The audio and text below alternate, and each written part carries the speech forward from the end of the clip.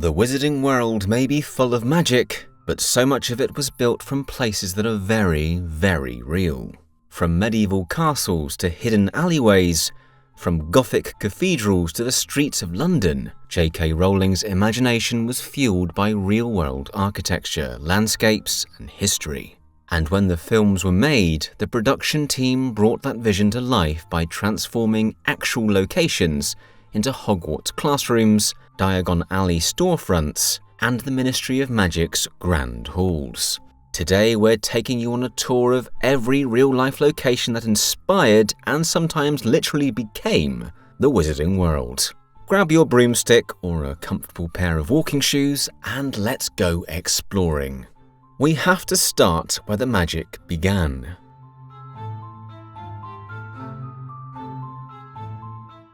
Edinburgh. J.K. Rowling wrote much of the early Harry Potter series in Edinburgh cafes like the Elephant House and Spoon. From her writing spot, she could see Edinburgh Castle towering over the city, a silhouette many fans believe inspired Hogwarts itself. The city's winding cobblestoned Victoria Street is often cited as the real-world inspiration for Diagon Alley. Colourful shopfronts, narrow turns, and an old-world atmosphere that feels like it's just waiting for a wizarding bookshop to appear. Even Greyfriars Kirkyard, the historic cemetery nearby, played a role. It's home to headstones bearing names like McGonagall and Tom Riddle.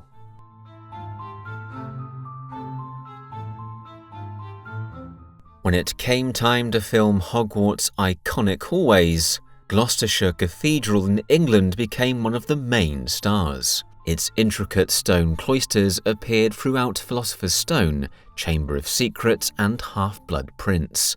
Fans might recognise them as corridors where Harry overhears the basilisk in the pipes, or where the infamous "The Chamber of Secrets has been opened" message appeared on the wall. The real cathedral dates back to the 11th century, and stepping into its cloisters feels like stepping into the films. No magic required.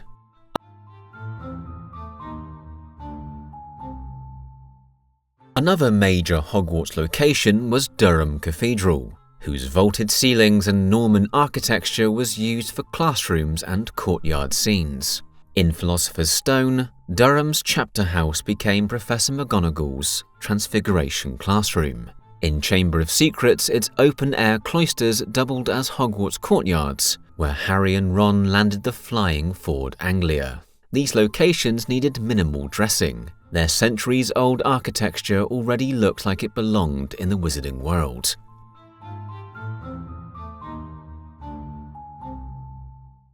If you've ever dreamed of learning to fly a broom, you've already been to Alnwick Castle, at least on screen. The castle's grounds were used for the first flying lesson with Madam Hooch in Philosopher's Stone, and for the scene where Harry learns the rules of Quidditch.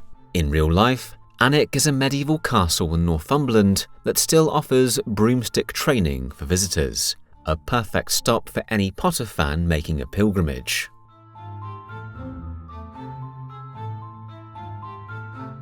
Several Oxford University buildings inspired and even appeared as Hogwarts interiors. Christ Church College's Great Hall inspired the design of Hogwarts' Great Hall, though the set on the Leavesden soundstage was built slightly wider. The college's staircase was used in multiple films, including the scene where Harry first meets McGonagall. Bodleian Library's Duke Humphrey's Library became the Hogwarts Library, while its Divinity School doubled as the hospital wing. Oxford's centuries-old academic tradition was the perfect real-world mirror for Hogwarts' scholarly magic.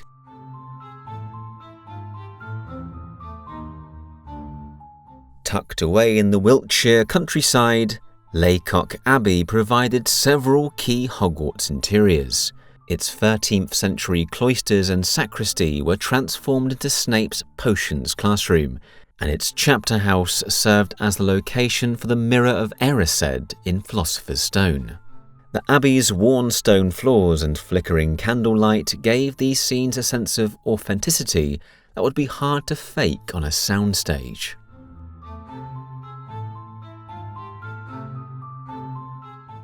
London was the backdrop for several of the most memorable Wizarding World locations.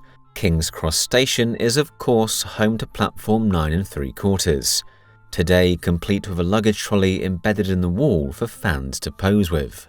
Leadenhall Market, a Victorian covered market, stood in for the entrance to the Leaky Cauldron in Philosopher's Stone. The Australia House building's interior became Gringotts Wizarding Bank, with its marble columns and chandeliers lending real-world grandeur to the goblin-run institution. These weren't just sets, they were real, functioning places dressed up with a little magic.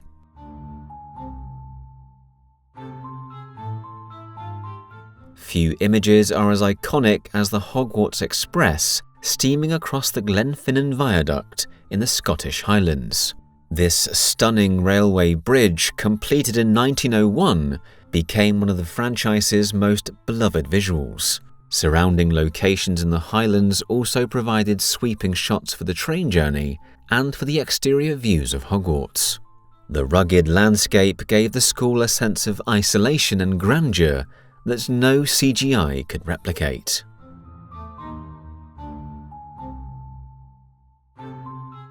While most of the Ministry of Magic was built as a set, some exterior scenes drew from real London landmarks. In Order of the Phoenix, the telephone box visitor entrance is placed in front of Scotland Place, near Westminster.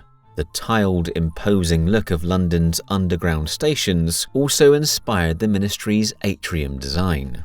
Production designers often blended real textures and locations into their CGI work to make the Wizarding government feel grounded in the real world.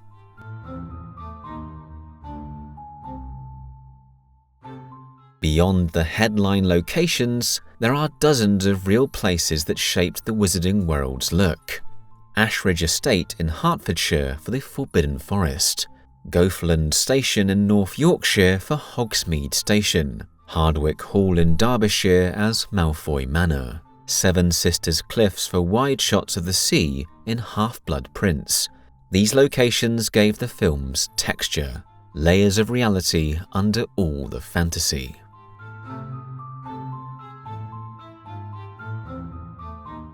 Part of what made the Harry Potter films so immersive was their blending of the real and the imagined. Real locations anchored the fantasy, giving it weight.